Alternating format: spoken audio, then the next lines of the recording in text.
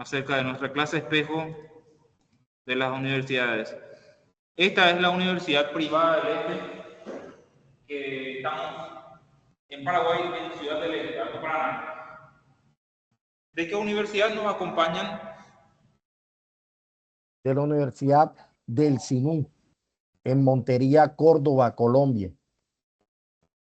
Excelente. Prácticamente es un placer compartir con otra universidad que prácticamente en mi experiencia es la primera vez que estoy teniendo una clase espejo con otra universidad. Y en esta clase vamos a tratar sobre lo que es la política fiscal del Paraguay. ¿Cómo vemos la política fiscal del Paraguay? Prácticamente es siempre de cómo el Estado interviene en la economía. La política fiscal prácticamente es crucial para cualquier país. Tiene decisiones y acciones gubernamentales que influyen en la economía de un país y abarca, dice, la recaudación de los impuestos, el gasto público, cómo tiene que utilizar. Paraguay, en su uso de lo que es manejar el recurso público y establecer métodos como para poder recaudar, utiliza una política fiscal que según nuestros países vecinos es, en términos generales, tiene una presión demasiado baja. Con esto prácticamente exploramos algunos principales componentes de lo que va a ser la política fiscal aquí en Paraguay que nosotros aplicamos. Y claro, de repente en Colombia la política fiscal tiene una presión mucho más alta de lo que se ofrece aquí se aplica en Paraguay. ¿Cómo el gobierno equilibra esa captación de recursos como para no caer en demasiadas deudas? Porque nosotros sabemos que dependemos de esa recolección de recursos financieros como para poder cubrir todas nuestras necesidades como país. Voy aceptando también otra vez a algunos que recién están conectándose. Nuestro marco conceptual de la política se basa prácticamente en algunos conceptos fundamentales. Los impuestos son la principal fuente, como dije, de ingresos en nuestro país. En muchos sentidos, el Estado no va aplicando su política fiscal cobrando nada más a cada uno cada vez que quiere pasar en algún lado, sino que se basa de herramientas que pueda lograr hacer que el ciudadano pague sus impuestos como para que ellos puedan también obtener sus recursos para cumplir con las otras metas. Porque el Estado tiene que proveer educación, salud y también seguridad, que es lo básico en cualquier país. Y con eso, en Paraguay tenemos el impuesto al valor agregado, el impuesto a la renta personal y el impuesto a la renta empresarial, que son algunas de las nuevas configuraciones en cuanto a lo que es la política fiscal.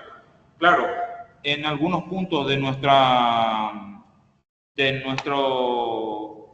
sistema que colocamos aquí en Paraguay, porque a partir del cambio de gobierno se unieron las recaudaciones fiscales de Hacienda con lo que es las aduanas. Tenemos la Dirección Nacional de Ingresos Tributarios. ¿Me siguen escuchando, gente? Sí, claramente, profe, claramente. Yo no sé si en Colombia tienen esa actualización o cada año realizan nuevas actualizaciones en cuanto a lo que es la política fiscal, pero aquí en Paraguay tenemos un fenómeno que prácticamente cada año va cambiando nuestro tipo de fiscalización que se aplica en el país. Los contadores que están trabajando prácticamente como para poder realizar ese trabajo de juntar recursos para el país, se quejan de que cada día hay nuevas resoluciones de adecuaciones de la política fiscal por parte de la Dirección Nacional de Ingresos Tributarios. Antes, profe, hasta el año pasado, perdón. Quería comentar algo sobre acá nuestra política fiscal cambia es a través de reformas tributarias. Normalmente es a través de ese instrumento es que cambia nuestra política fiscal. Normalmente nosotros, la política fiscal se mantiene por la duración que dura, que tiene un presidente, 4 años. Entonces, los instrumentos son los mismos, los impuestos, que a través de los impuestos que se adquieren los ingresos y el gasto público. Esos son los dos instrumentos que se manejan acá en Colombia de política fiscal. Entonces, acá no cambian anualmente, sino, y si cambian es a través a través del Congreso, a través de una ponencia sobre política fiscal que presente el gobierno. Entonces, acá es a cada 4 años por lo general o a través de una reforma tributaria. Entonces, el periodo de duración de cada presidente es solamente 4 años. Aquí en Paraguay es de 5 años. Pero las reformas también se aplican de manera prácticamente casi cada año. A diferencia de Colombia, aquí en Paraguay, cada año y prácticamente cada mes hay nuevos cambios en cuanto a lo que es la política fiscal que se aplica, pero no exactamente es tratado por las cámaras de senadores o cámaras de diputados exactamente, sino que tiene una determinada autonomía la Dirección Nacional de Ingresos Tributarios. Hasta el año pasado teníamos solamente no integrado la Secretaría de Estado de Tributación, era por una parte, y por otra parte eran las aduanas. Se tenía prácticamente datos de la Secretaría de Estado Tributario, de la Secretaría de Estado de Tributación, de una manera más fácil. Hola. Pero las recaudaciones de lo que era aduana eran muy diferentes. No se tenía datos reales. Lo que con el cambio que se hizo fue prácticamente unir la Secretaría de Estado de Tributación con los ingresos de aduanas. Tenemos entonces prácticamente como para poder juntar todos los ingresos fiscales que se logran en el país, la Dirección Nacional de Ingresos Tributarios, que fue una de las reformas que aplicó el nuevo presidente. En este caso tenemos el nuevo presidente, el economista Santiago Peña, que actualmente, justamente hoy, está teniendo una reunión en otra universidad de aquí cercana, pero hoy tenemos, menos mal, una reunión con ustedes de Colombia que prácticamente es fructífera y prácticamente también entiendo que los procesos de elección presidencial ahí en Colombia son cada 4 años. Aquí tenemos cada 5, cosa que yo al menos pensaba que en los demás países eran cada 5 cambios de presidente. Profesor, tengo un pequeño problema que no puedo exactamente visualizar al momento la gente que quiere ingresar, pero vamos aceptando. Yo puedo aceptar también, porque aquí a veces me sale admitir. Yo creo que sí, profesor. Bueno, entonces Admitir a la gente aquí. yo los que vea enseguida los voy a admitir. ¿Vas a poder admitir, profesor? Las reformas del Paraguay, en el último sentido, en la última actualización que hubo, el impuesto al valor agregado, que prácticamente cada vez que yo compro algo, me está retirando una pequeña parte de esos impuestos, el impuesto a lo que es el impuesto a la renta personal, que según tenemos aquí en Paraguay, que fue el penúltimo país en aplicar el impuesto a la renta personal para blanquear las transacciones, y el impuesto a la renta empresarial, que también una de las actualizaciones del año antepasado, en realidad, para poder captar ingresos fiscales de aquel sector empresarial que de repente enfocaba abandonados. Estos gastos pretenden ser, estos gastos que hace el sector privado para poder pagar y cumplir con el Estado se destinan a varios sectores claves: salud, educación, seguridad e infraestructura, que nosotros aquí en Paraguay necesitamos demasiado. La verdad que no conozco Colombia, no visité nunca Colombia. ¿Y algunos de ustedes visitó Colombia? Consulta a los alumnos, ¿visitaron Paraguay alguna vez? Yo le estuve preguntando a mis estudiantes si conocían a Paraguay y me dijeron que no. No, ninguno de ellos han estado allá. Prácticamente le debemos mucho a Colombia, porque recuerdo que en la época de la dictadura, uno de los pocos países que le daba asilo a la gente que salía de Paraguay fue Colombia. Prácticamente le debemos mucho a los colombianos. El déficit fiscal, ¿y cómo se explica lo que es el déficit fiscal? El déficit fiscal es cuando nosotros no cumplimos con todas las necesidades que tenemos en el país con lo que nosotros recogimos desde la política fiscal. Ocurre cuando los gastos superan los ingresos, lo que puede llevar a un endeudamiento público, que yo siempre suelo explicar que aquí en Paraguay tenemos un pequeño problema en cuanto a eso, porque cada vez que nosotros no cumplimos con toda la captación de todo lo que nosotros necesitamos, emitimos deuda. No sé cuál es el esquema que siguen de repente en Colombia. Profe, para contextualizar un poco, la política fiscal en Colombia, en términos simples, se refiere a decisiones que toma el gobierno sobre cuánto dinero recaudar y cómo gastarlo.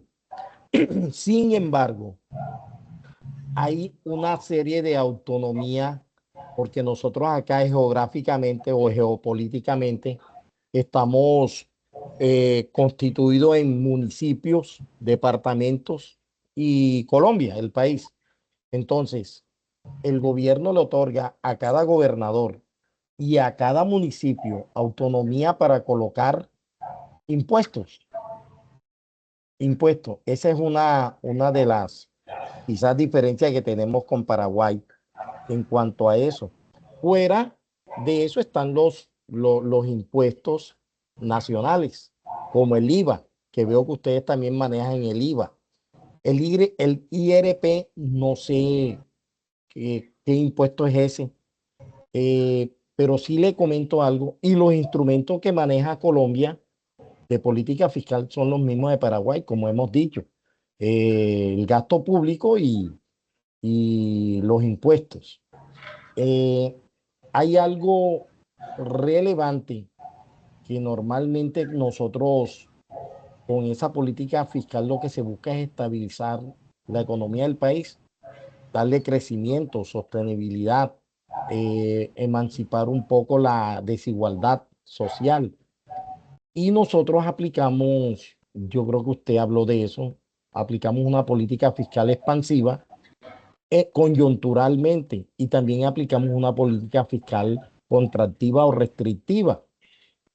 Cuando queremos que se incentive la demanda agregada, es decir, la demanda de todos los consumidores y de todos los agentes económicos como empresa, Estado, sector externo y nosotros los consumidores, aplicamos una política fiscal expansiva con el objetivo de incentivar la demanda agregada, que crezca la demanda, porque si la demanda crece, va a crecer la producción de bienes y servicios acá en Colombia.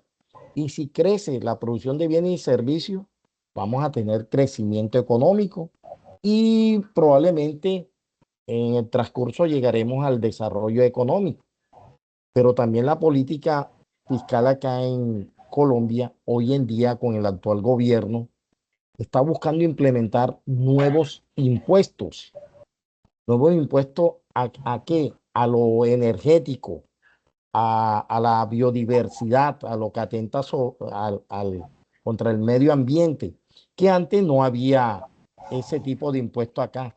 Entonces se está planteando una nueva reforma tributaria para incluir nuevos impuestos de medio ambiente, doctor Alex.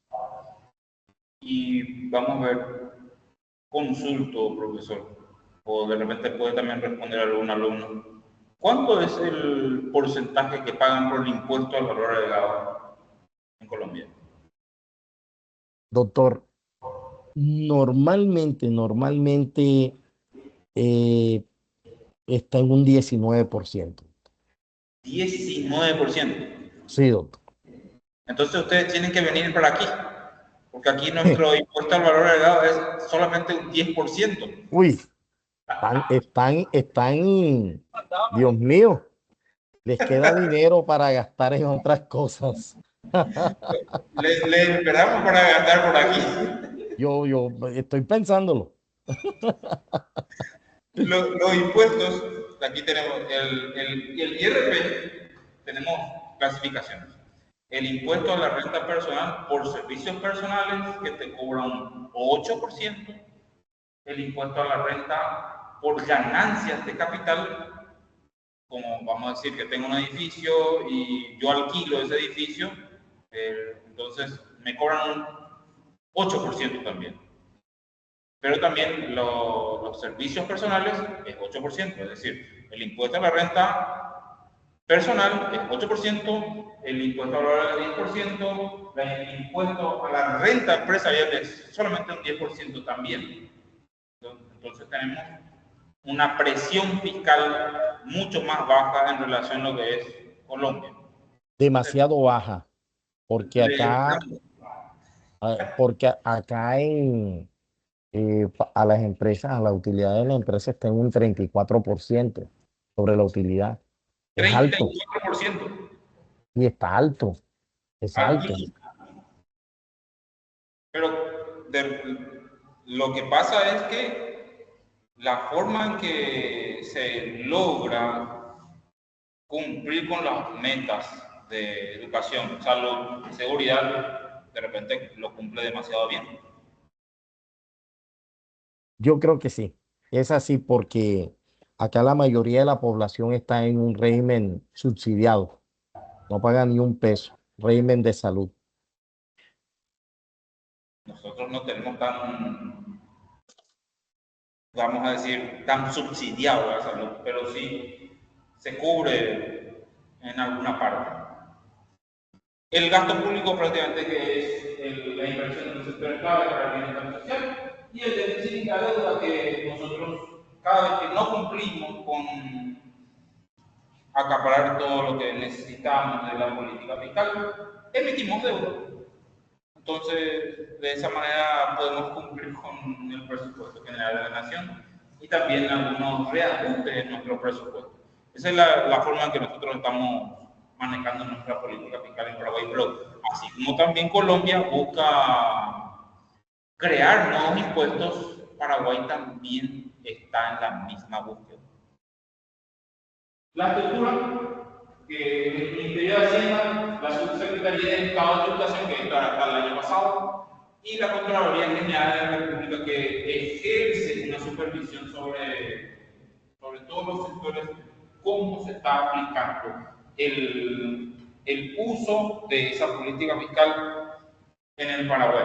Al menos esa es la perspectiva que nosotros seguimos. Los ingresos fiscales en el Paraguay, que también, como dije, IVA, impuesto a la renta y las contribuciones de seguridad social, que aquí en Paraguay tenemos. Vamos a decir que yo trabajo para una empresa y el Estado obliga a que las empresas privadas paguen un seguro por el funcionario. Este funcionario tiene seguro médico y jubilación cuando presta 30 años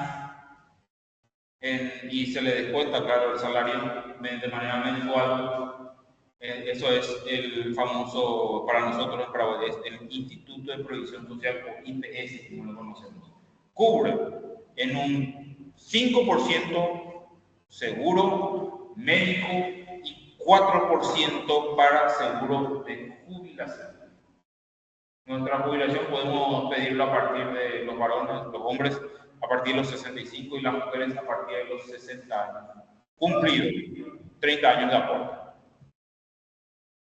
Ahí en Colombia se tiene una jubilación también. Sí, claro, una pensión a los 62 años los hombres y 57 años las mujeres, con un número de semanas cotizadas mínimo de 1.300 semanas cotizadas. Pueden jubilarse un poquito antes, pero también así como aquí en Paraguay se busca obtener más ingresos fiscales, también se quiere alzar la edad de jubilación de 65 hasta 70 años. La verdad que estamos en una discusión eterna con el Parlamento en relación a eso. La evolución de lo que es el gasto público, tenemos educación, salud y las obras públicas que últimamente emitimos demasiado deuda como para poder cumplir con esas obras de infraestructura. Por ejemplo, yo no sé si en Colombia están al tanto de que aquí en Paraguay estamos en la construcción de la ruta bioceánica que va a prácticamente mejorar el comercio entre los países por el cual la ruta bioceánica va a pasar. Sí, doctor, sí tengo conocimiento de esa ruta que están construyendo allá en Paraguay. Eso sería muy bueno para la región, para Sudamérica, para todos los países, de alguna u otra manera. Nos permea a nosotros, a Colombia, esa ruta. Va a mejorar mucho más las transacciones económicas y esperamos tener buenos resultados de esa parte deuda que estamos emitiendo como para poder construirlo, porque no pudimos construirlo con recursos propios. Lastimosamente no tenemos todo el monto como para poder llevarlo a construcción, entonces emitimos deuda. También Sí te quiero comentar algo. Colombia lleva muchos años con déficit fiscal, muchos años. Sabemos que nuestros ingresos son menores que los gastos, sobre todo para la proyección social, sobre los proyectos sociales. Y por eso nosotros utilizamos instrumentos de la política monetaria como la deuda pública, los TES. Los TES acá son un título del Tesoro del Estado colombiano, que son documentos, bonos que el gobierno vende para recaudar dinero y poder terminar los proyectos sociales y hasta de infraestructura. Ese endeudamiento cada vez va más alto, cada vez va subiendo. En vez de bajar, va subiendo. Por eso nosotros, nuestra deuda interna es creciente, más creciente que la deuda externa. Acá a cada rato nos hace lobby el Fondo Monetario Internacional, el Banco Mundial. Eh, y yo siempre que sé que ellos están acá, yo critico, digo, caramba, parecen que nos quieren tener más, en términos más sometidos, porque cuando uno recibe dinero de una persona, por lo general uno se somete a las políticas. Es más, usted y yo sabemos muy bien que el Fondo Monetario Internacional y el Banco Mundial son los que a veces dictaminan la ruta o especifican cómo va a ser la reforma tributaria de X país, porque ellos necesitan asegurar ese dinero que prestan, más los intereses. Entonces, yo cada vez que ellos están aquí en Colombia, yo digo, ay Dios mío, Dios quiera que no nos endeudemos más y busquemos es que nuestro Producto Interno Bruto crezca, nuestras exportaciones crezcan y poder recibir ingresos por parte de esas exportaciones y por parte de la producción nacional. No sé cómo ocurre allá en Paraguay, doctor. y justamente tengo aquí prácticamente algunos datos de lo que los niveles de endeudamiento. Hasta el 2022, la deuda pública estaba por el 39.1 y la tasa de interés promedio era un 4.7. Es decir, estamos debiendo mucho. El nivel de endeudamiento de Paraguay es bastante alto porque, como dije, no conseguimos todos los recursos con nuestra política fiscal que aplicamos, entonces emitimos deuda también como para poder cumplir con todos nuestros objetivos. Es decir, le colocamos a la gente del futuro para que ellos paguen la deuda. Una consulta de una alumna aquí. Dígame, profe. ¿Cuántos habitantes tiene Colombia? En estos momentos 51 millones. ¿Cuánto? Llegamos a 51. 51 millones. Sí, hace 7 años éramos 49, pero ya subieron a 51. Ah,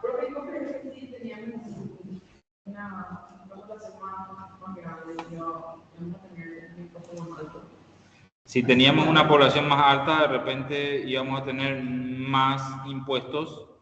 La realidad, sí, vamos a tener más Profe, ¿y ustedes cuántos son? Y justamente, déjame aquí, voy a compartirte un resultado, déjame un segundito.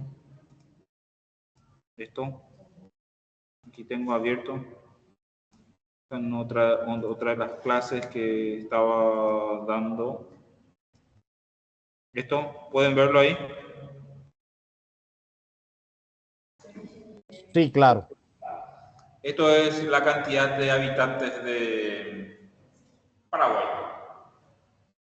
Esto es el resultado del Censo Nacional de Población de Viviendas del año 2022. No somos muchos aquí en Paraguay, nos caracteriza el hecho de la mediterraneidad. Ahí hay una gran diferencia en cuanto a lo que es la cantidad poblacional. Hay posibilidades de muchos negocios, sí hay, pero también tenemos un impedimento en cuanto a la cantidad demográfica.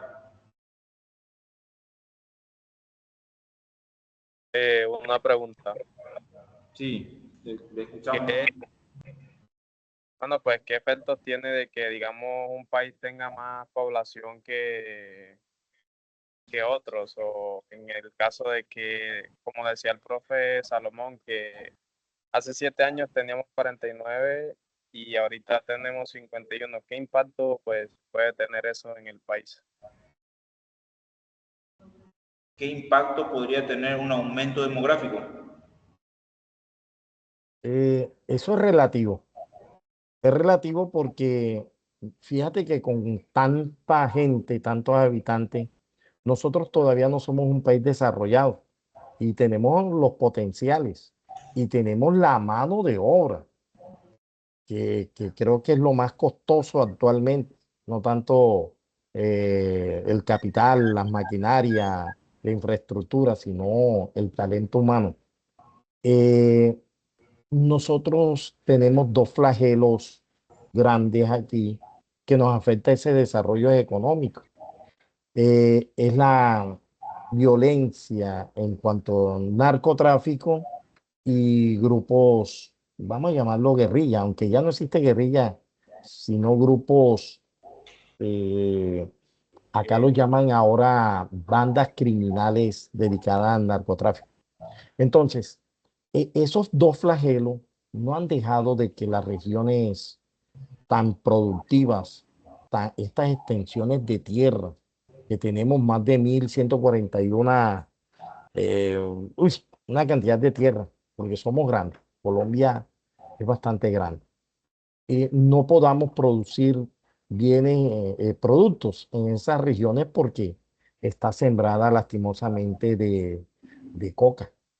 Lastimosamente, la parte de Cauca, la Amazonía eh, y otras regiones.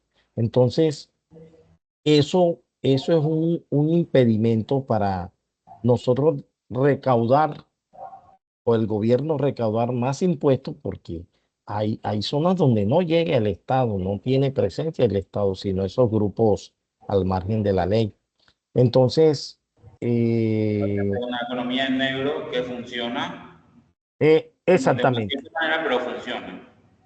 A veces, usted como economista, profe, sabemos que es como una economía que no es real, porque pueda que se vea en el flujo de dinero proveniente de esos ilícitos. Y ese flujo de dinero, esa cantidad de dinero, lo que hace es que haya inflación en Colombia muchas veces, porque eh, cuando hay bastante abundante, cuando hay abundancia de dinero en poder de nosotros, usted sabe que las cosas tienden a subir de precio. Entonces, eso nos está en términos económicos eh, haciendo de que nosotros no tengamos un buen recaudo ni un buen desarrollo económico. Entonces, yo pienso que no tanto va por el número de habitantes que, mire que Suiza, ustedes quizás puedan tener un Producto Interno Bruto más alto que nosotros y quizás una tasa de desempleo más baja. Sin embargo, también es relativo, pueden tener una tasa de desempleo más alta. Entonces, miramos a Suiza. Suiza es un país pequeño que con tres, cuatro productos se posicionó a nivel global y es un país desarrollado. Y Suiza es pequeño. Suiza es como el departamento aquí de Cundinamarca, de nosotros. Como decimos los Entonces, economistas, depende. cierto. Depende. Entonces, es muy relativo que el número de habitantes eh, influya. Sin embargo, sabemos que China, Estados Unidos tienen una gran cantidad de habitantes y por eso es el mayor mercado a nivel mundial de Estados Unidos, China.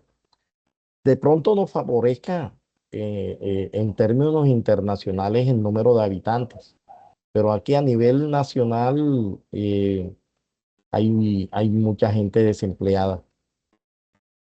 Nosotros somos de la universidad privada del Este, que estamos prácticamente en la zona de Ciudad del Este. No sé si alguna vez escucharon acerca de Ciudad del Este, pero es una zona donde tenemos una volatilidad muy alta en términos comerciales. ¿Por qué tenemos esa volatilidad muy alta en términos comerciales? De repente somos aquí, según estadísticas y censos de Paraguay, una población aproximada de solamente 770.000 habitantes en esta zona, pero tenemos un ritmo comercial que es demasiado alto. Pero ese ritmo comercial viene dado por el hecho de que explotamos el comercio internacional y también vemos que detrás de todo esto, la política fiscal que se trata de aplicar aquí en Paraguay, no conseguimos lograr captar recursos fiscales de todo ese comercio debido a grandes problemas como por ejemplo el contrabando que no se tienen todos los recursos para poder controlarlo. De repente Colombia podría tener algunos sectores donde el Estado no llega, pero también Paraguay tiene muchos sectores donde no llega a cubrir la demanda de la necesidad que tiene el sector privado que pueda cubrir el Estado. Y en cada economía de repente podría tener el mismo problema como Paraguay. Pero aquí, al menos, del lugar donde nosotros estamos estudiando, tenemos una alta volatilidad económica y tenemos recursos fiscales que cubren aproximadamente una buena cantidad de todas las necesidades que se necesitan. No, actualmente no tenemos tantos problemas en cuanto a lo que es la seguridad, pero sí existen otros problemas. Cada país tiene sus problemas y llegamos, como todos los datos estadísticos, Paraguay siempre está creciendo, no en un ritmo muy alto, pero crece aproximadamente unos 2 a 3% de manera anual. ¿Cuáles son nuestros problemas? Que tenemos justamente en la presentación. que es la evasión fiscal, el querer pagar nuestros impuestos que la política fiscal nos está imponiendo, nos está pidiendo que nosotros cumplamos, pero la gente lo que busca es evadir los impuestos y también vemos que existe mucha inequidad fiscal, aunque gran parte del gobierno dice que existe una equidad fiscal, y las reformas que son necesarias que cada país está buscando. ¿Cuál exactamente es el problema? La ineficiencia del gasto público. El sector privado ve que el sector público en la asignación muchas veces del pago a este esquema o la rosca del sector público, existen mejores salarios que en el sector privado. Aquí tenemos también en el caso de Paraguay, que vivimos y justamente estamos solamente a unos kilómetros de la represa Itaipú, que es la generadora de energía eléctrica con mayor potencia del mundo. Pero con todo eso, no podemos aprovecharlo en una gran medida. Eso es un problema muy grande para nosotros. No encontramos la forma de utilizarlo, de explotarlo de una manera adecuada. Profe, yo le voy a contar brevemente de la Universidad del SINU. La universidad, que faltó decir eso al inicio. La Universidad del SINU tiene 50 años de estar acá en Córdoba. Tiene dos sedes, una en Cartagena y otra en Bogotá. Es una universidad privada. Actualmente en la sede de Montería hay alrededor de más de 10.000 estudiantes en 18 programas. Nosotros tenemos 18 programas, de los cuales como 12 están certificados en alta calidad, están acreditados y reacreditados. Y tenemos también posgrado, tenemos especializaciones, maestría y doctorado. Eh, es una universidad que incentiva mucho a la investigación, mucho a la investigación. Aquí en el programa mío, que es de administración de empresas, tenemos alrededor de 9 investigadores, sí, 9 investigadores. Y, y participamos en muchos eventos a nivel nacional e internacional. Eh, Retomando lo que usted decía, yo le pregunto, profe, ¿cómo está conformado políticamente Paraguay? Si está igual que Colombia, con ministerios, con entidades públicas. ¿Quién maneja la hacienda pública allá en Paraguay, doctor? ¿O quién recauda los impuestos? Aquí en Paraguay tenemos el ministerio que pretende, como desde el año pasado, una reforma que llamamos la Dirección Nacional de Ingresos Tributarios, que era una unión entre lo que estaba aquí en el Ministerio de Hacienda, la Subsecretaría de Estado y la Unión de las Recaudaciones Aduaneras, que prácticamente se tienen recaudaciones aduaneras, pero no estaban en las estadísticas hasta esta nueva reforma. Con eso prácticamente se tiene un cierto control en cuanto a lo que son los ingresos tributarios que tenemos aquí en Paraguay, pero todavía luchamos contra la evasión fiscal. Y por supuesto, como cada país latinoamericano, tenemos un gran problema que seguimos luchando contra este pequeño y gran problema que es la corrupción. No solamente Pro- vemos. Profe, y acá nosotros, ¿qué tipo de controles tienen ustedes o política o estrategia tienen para controlar esa evasión? Por ejemplo, acá en Colombia, se implementó hace unos años atrás la facturación electrónica, porque de todas maneras en todos los países existe la corrupción y existe la evasión de impuestos. Es más, acá nos ha dado duro en los últimos años el contrabando. Usted sabe que el contrabando es otra forma de evasión. En- Exactamente. y entonces, acá se ha diseñado esa facturación electrónica, eh, se cambió todo lo que tenía que ver con la clasificación arancelaria, ya para evitar que por el mismo puerto salgan o entren mercancías sin pagar impuestos. Entonces, en Paraguay, ¿cómo hacen ese control y qué políticas han implementado para esa evasión de esos ingresos, de esos impuestos del Estado? En Paraguay, desde el año 2021 también se está aplicando esa política de la facturación electrónica. También tenemos muchos que están en la facturación electrónica, pero tenemos una gran porción de nuestro país que es, como dicen los libros, tiene una cierta aversión al cambio y no quieren formalizarse. Entonces, ¿cómo operan estas personas?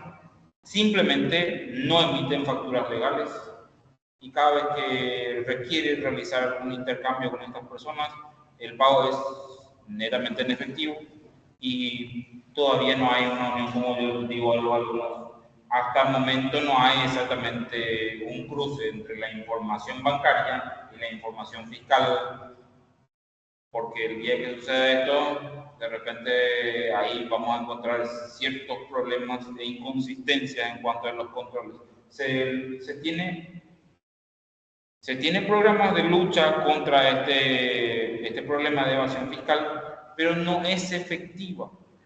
No es lo suficientemente efectiva porque todavía se logra obtener ganancias desde el lado de una economía que es perdida en negro, no exactamente es malo, se dedica a un comercio ilícito, pero es y forma parte todavía de la evasión fiscal que se practica, porque durante el día tenemos tenemos todos los sectores públicos que hacen los controles, pero durante la noche hay muchos negocios que evitan la emisión de comprobantes legales como para evitar más pagos de impuestos. Entonces, la gente va, compra y todavía no toma mucha conciencia de la necesidad de pedir facturas a los comercios en los cuales está comprando y tampoco no tenemos todavía esta cultura en cuanto a cumplir con nuestros deberes fiscales.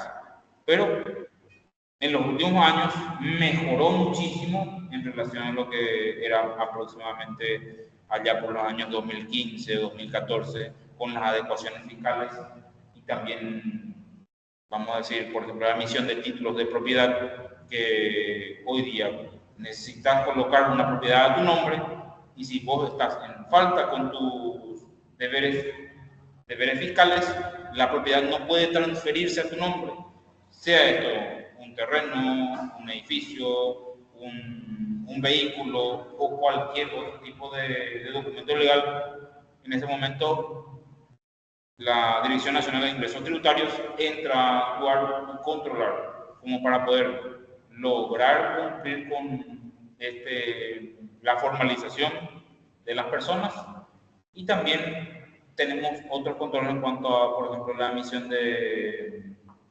pasaportes, que si usted no está al día con sus impuestos, tampoco va a poder retirar su pasaporte, pero eso solamente no, con todos esos controles que existen, no se logra un control que pueda alcanzar a todo el país.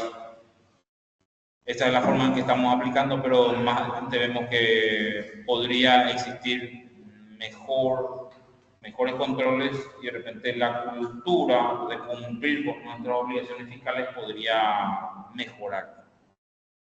Lo que dice usted, doctor Alex, es cierto que la cultura, el buen hábito de pedir la factura cada vez que compremos algo, sería bueno empezar por ahí, por coger ese buen hábito nosotros de pedir siempre la factura.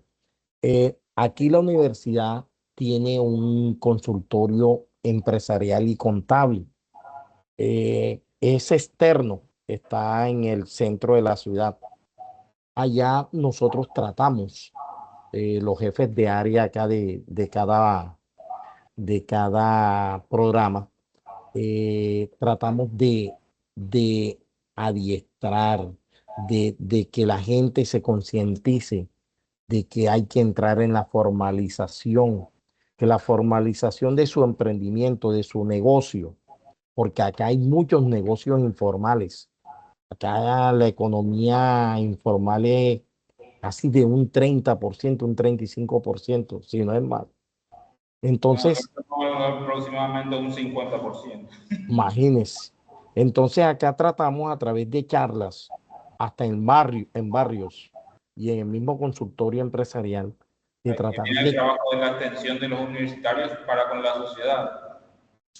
claro, y ahí participa mucho el estudiante, porque el estudiante es el encargado también de hacer de guiar a esa persona a esa formalización, a que tenga su RUT, a que tenga su cámara de comercio, que eso le trae beneficio, beneficio. Sí, para beneficio, porque a veces acá el gobierno hay unos canales que incentivan esos emprendimientos, le dan crédito. Acá existe algo que se llama en el sector financiero la banca de segundo piso o banco de redescuentos.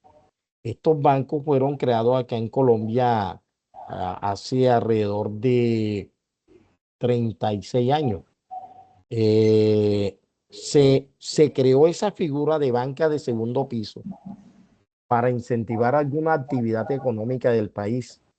Acá, por ejemplo, existe esa banca de segundo piso llamada Finagro, llamada Findeter, llamada ICTES, llamada Bancoldes. Cada uno tiene su perfil. Finagro incentiva todos los emprendimientos, todos los negocios que tengan que ver con el agro, con la agricultura y todo lo que tenga que ver con el campo. Findeter, todo lo que tenga que ver con las capacidades instaladas de las empresas, con las estructuras de las empresas. Findeter también le presta a algunos municipios para obras públicas.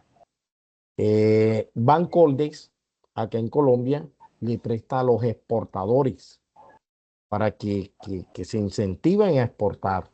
Y el ICETES acá le presta a los estudiantes para su formación profesional.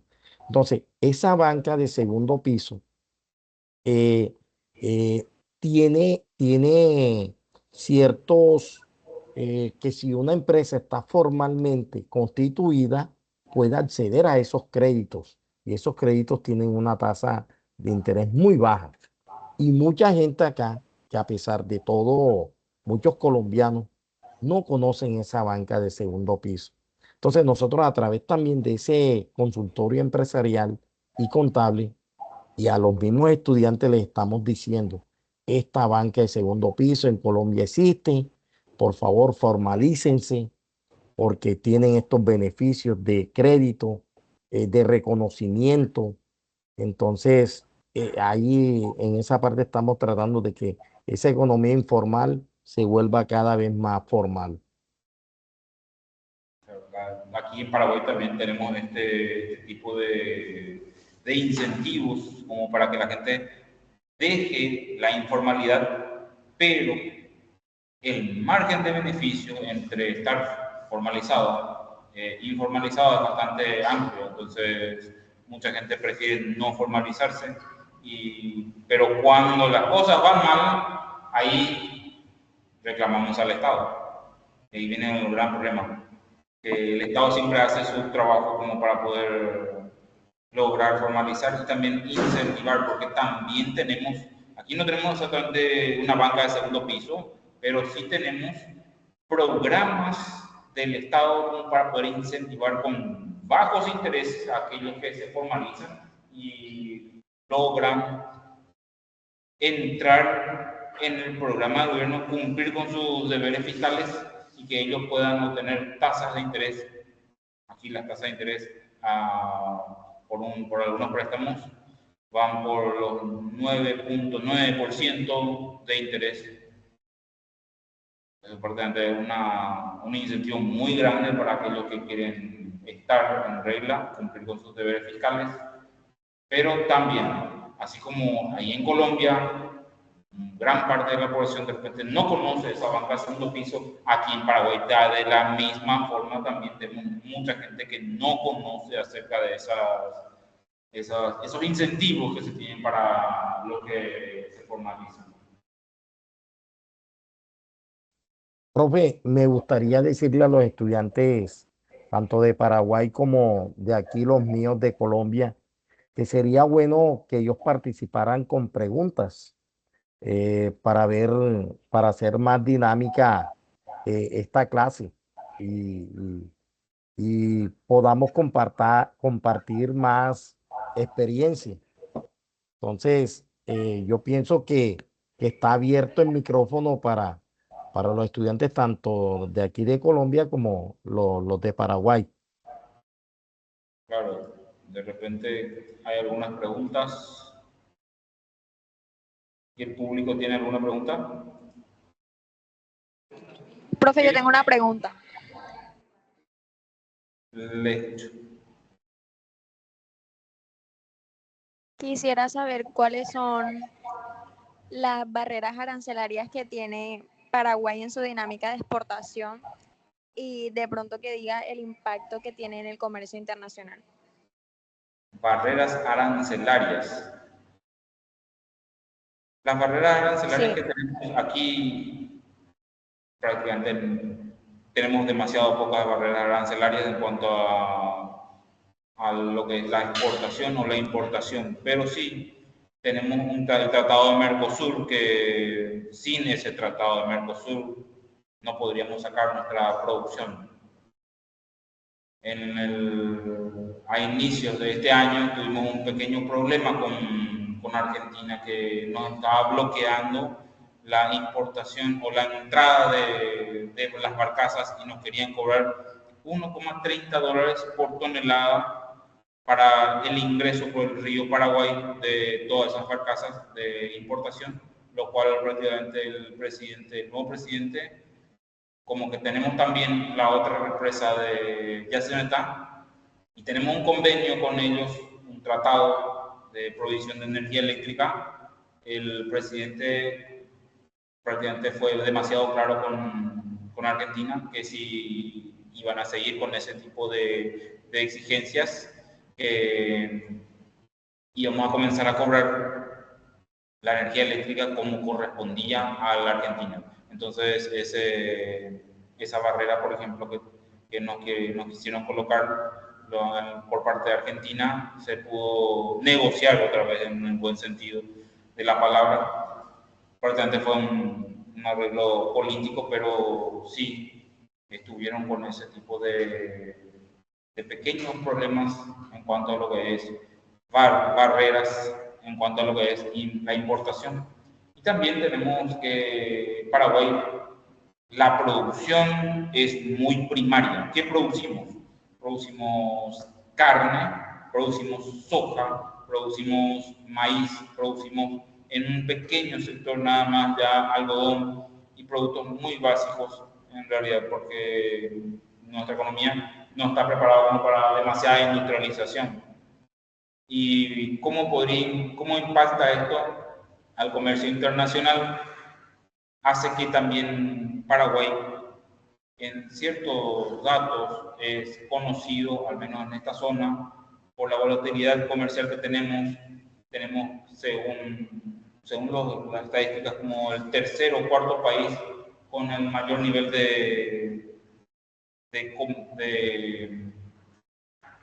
ay, no me viene la palabra en el momento, pero es de un volumen de importación muy alto en relación a lo que son los demás países, también como Miami, como Tokio, como París.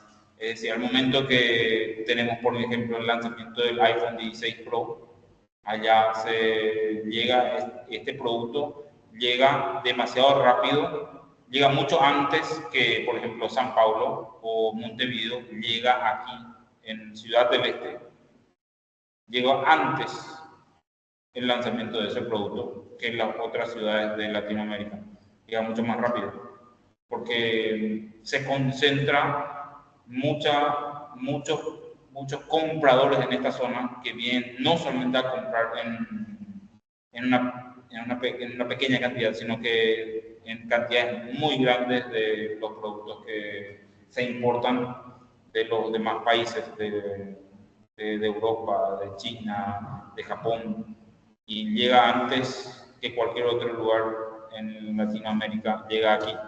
Por eso mucha gente cuando visita Ciudad del Este se sorprende porque la tecnología que podés ver aquí en la ciudad es demasiado alta y es similar a los países muy desarrollados.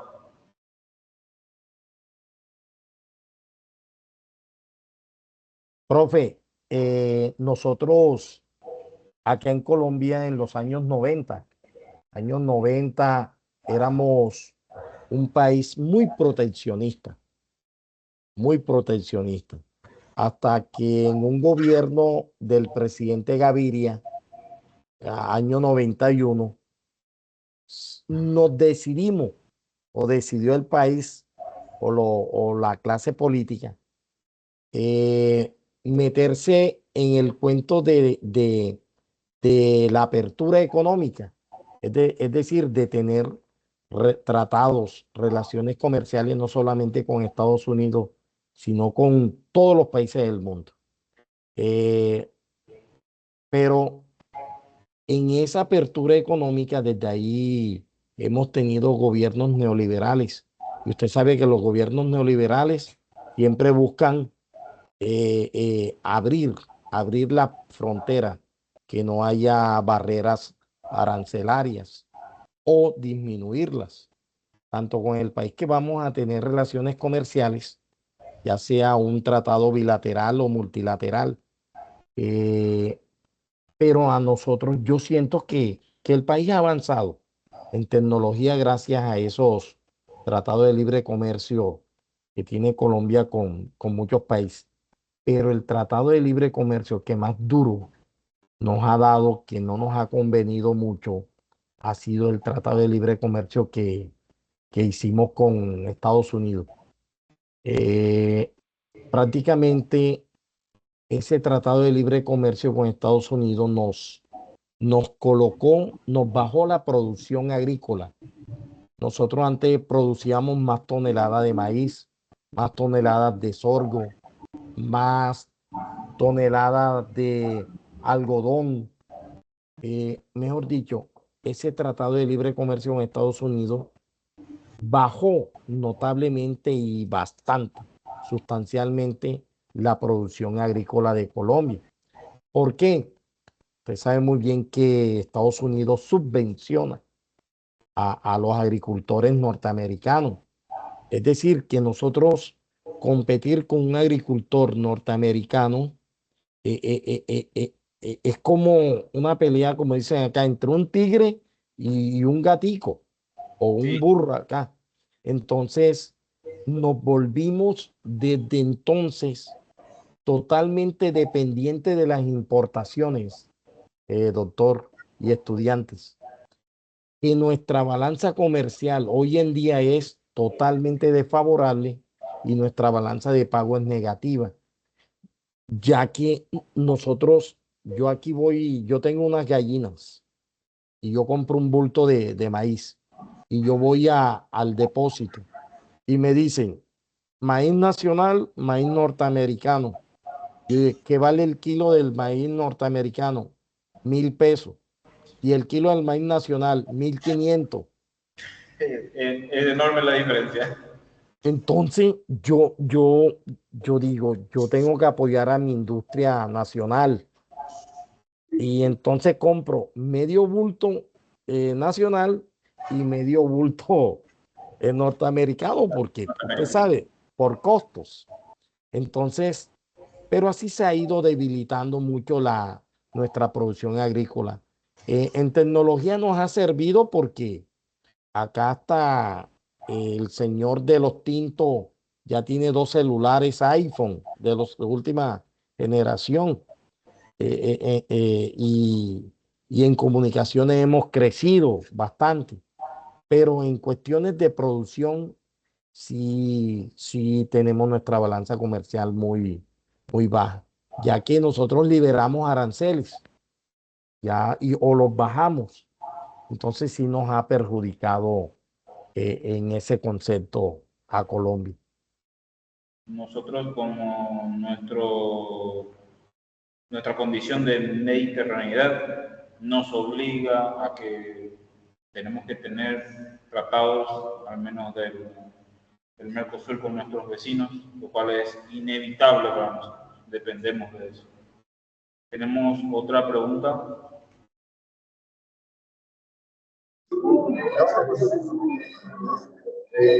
Quería preguntar para ver cuáles son los principales que deben tomar. Bastante eco. No se escuchó bien. Profe, quiero preguntar cuáles son los principales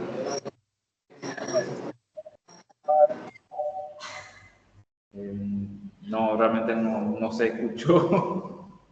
No llegué, no sé. No se escuchó, no se escuchó.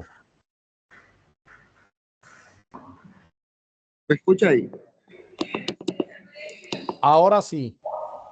Profe, yo quiero preguntar cuáles son los principales retos y medidas que deben adoptar los países de Sudamérica para mitigar el problema de la inflación. Según el Fondo Monetario Internacional, dice que para 2025 la inflación, el PBI dice que para el mundo puede en 3.2.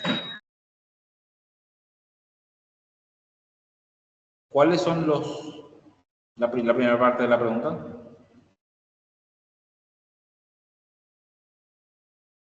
Parece que escuché retos y desafíos que tienen los países suramericanos para afrontar la alta inflación que se avecina a nivel mundial.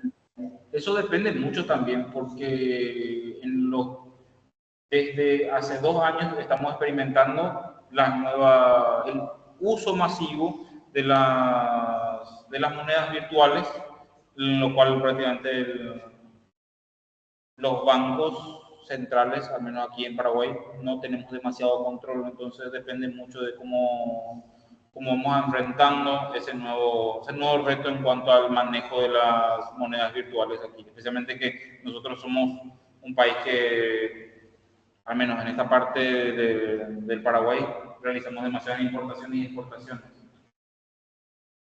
Y estamos utilizando de una manera más pronunciada esas monedas virtuales. Profe Alex, y bueno, pues, ¿cómo sería ese manejo de las monedas digitales allá en Paraguay? O sea, son, digamos, que cualquiera puede comercializar, digamos que legalmente con esas monedas, o es algo ilegal todavía. Todavía no existe un concepto de ilegalidad o legalidad, porque todavía no se llega a controlar como debería de ser, pero prácticamente es como tratar de controlar Internet. Entonces, todavía estamos en un periodo de ajuste para saber cuáles podrían ser los resultados en el largo plazo o incluso en el corto plazo del uso masivo de esas monedas. Pero sí, según el Fondo Monetario Internacional, que apunta que para los próximos años la inflación en cuanto a lo que podríamos manejar va a ser bastante alta, Depende de cada banco central controlar su política monetaria. En Paraguay tenemos al menos un intento por controlar la inflación y mantenerlo por debajo del 4%, pero todo podría ser de repente con un mal manejo.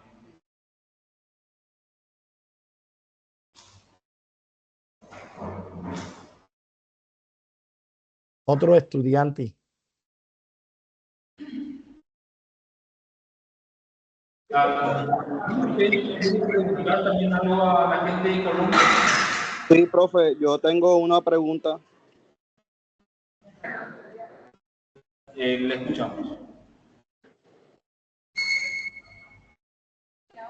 ¿Sí me escuchan? Sí.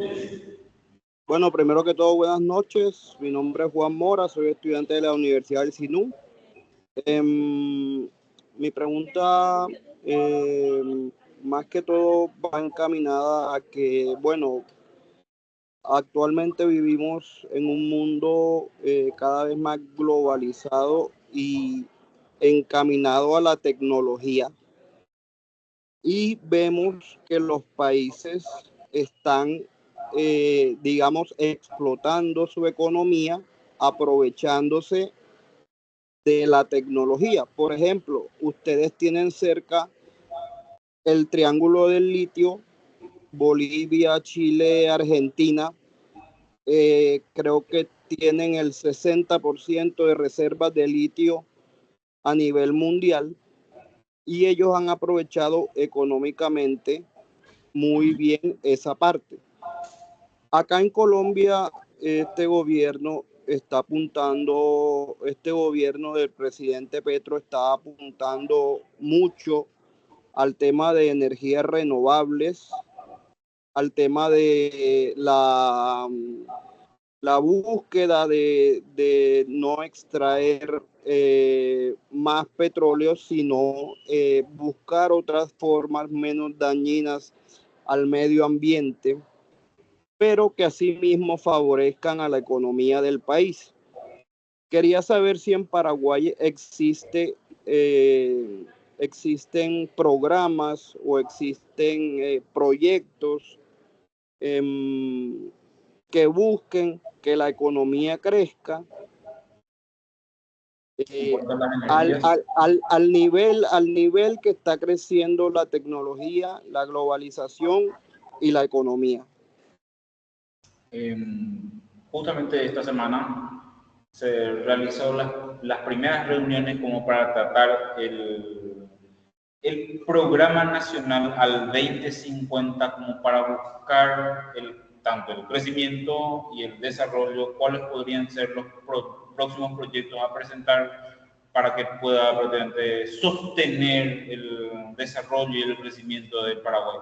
Pero actualmente no existen programas como para explorar nuevas formas de energía, porque tenemos prácticamente, como dije, Itaipú, Yacyretá y otra tercera que es la más antigua, que es la represa del Yacyretá, que nos provee energía limpia, energía eléctrica, lo cual prácticamente desalienta a la búsqueda de otros tipos de energías, de formas de energía. Entonces, lo que sí estamos en todavía tratar de aprovechar es cómo utilizar de una manera correcta esa energía limpia que producimos en cantidades que ni siquiera podemos utilizar. Prácticamente el excedente de nuestras represas lo regalamos a los demás países miembros. Ok, entiendo. Tengo otra duda. ¿Paraguay es extractor de petróleo a grandes cantidades? No tenemos petróleo. Según... No hay petróleo. ¿Cómo? No, no hay petróleo. No, hay algunas noticias que decían que se tenía en la parte del Chaco paraguayo, pero la verdad que no. Creo que estoy muy agradecido con la clase de hoy y agradecido con la participación también de mis alumnos y los alumnos del profesor Salomón. Y claro, en otra oportunidad podríamos repetir este tipo de clases. La verdad que le agradezco mucho al profesor Salomón que se puso en contacto conmigo por vía correo, porque no pudimos congeniar con la parte del WhatsApp, pero sí vamos a buscar la forma de unirnos, de tener una comunicación más directa. Entonces, de mi parte, estoy muy agradecido con la participación de ustedes y esperamos en una próxima tener otra clase. Profe, muy agradecido también con usted, profe. Excelente. Ha sido mi tercera vez con una clase espejo de esta índole. Me sentí muy bien con usted, con el auditorio que tenemos, que es bastante proactivo, y eso está bien. Entonces, profe, muy amable, Más gracias. proactivo la gente de Colombia que... Preguntan bastante, pero eso es bien. Profe, espero seguir en contacto con usted vía correo y feliz noche a todos y gracias por estar presente. Muchas gracias, que estén. Nos vemos en una próxima oportunidad. Chao, chao. Buena, profe.